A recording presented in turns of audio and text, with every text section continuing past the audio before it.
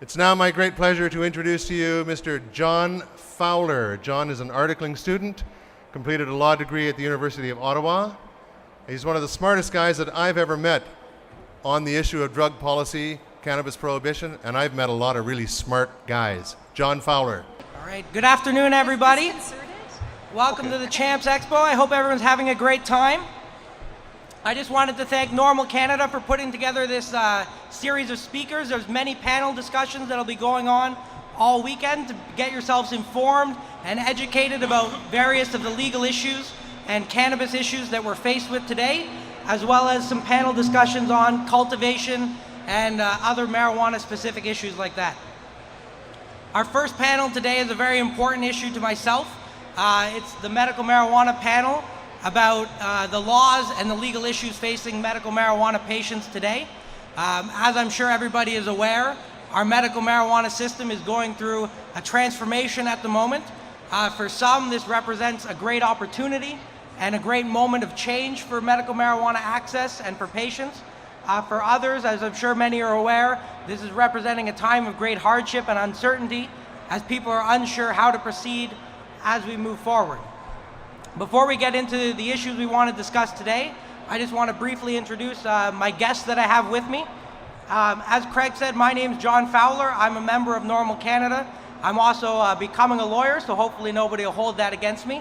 But I got into wanting to go to law school, reading the cases that Alan Young and Mr. Conroy worked on, and it was just so exciting to me when I got to meet these people working with NORML and really get to thank them for all the hard work they put in on issues that a lot of lawyers wouldn't have taken the time to help with and might not have been interested in the rights at play, be they free speech or medical access or the right to do what you want with your body as a consenting adult.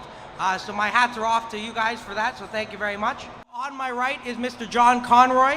He's lead counsel on the Allard case, so that's the main patients challenge that's going through right now to fight to preserve many of the rights that patients had under the MMAR, particularly the right to self-produce their medicine and get the medicine they need.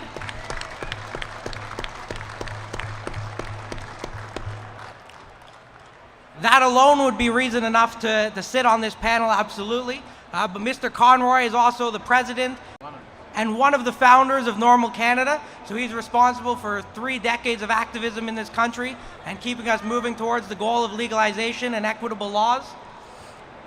And he's also been involved in, it's hard to count how many other legal challenges along the way helping patients out, including the main recreational challenge, the Malmo and Kane case that went all the way to the Supreme Court of Canada on the basis that marijuana causes no harm, so it shouldn't be illegal. So we're very happy to have Mr. Conroy here with us today.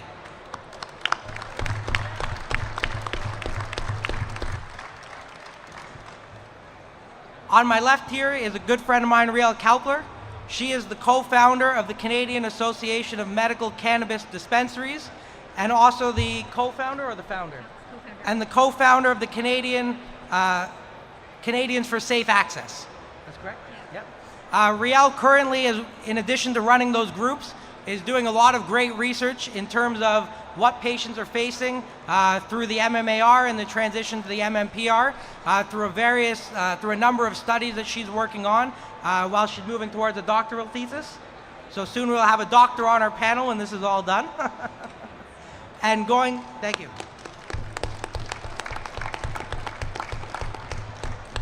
And on my far left is Mark Gobuty. He is the CEO of Peace Naturals, one of the first licensed producers to come onto the Canadian commercial scene in Canada.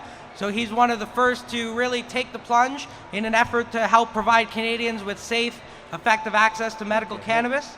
And he's also here on behalf of the Canadian Medical Cannabis Industry Association, which we'll hear more about in a few minutes, but that's an association of producers that are looking to make the MMPR the most equitable it can be for those involved.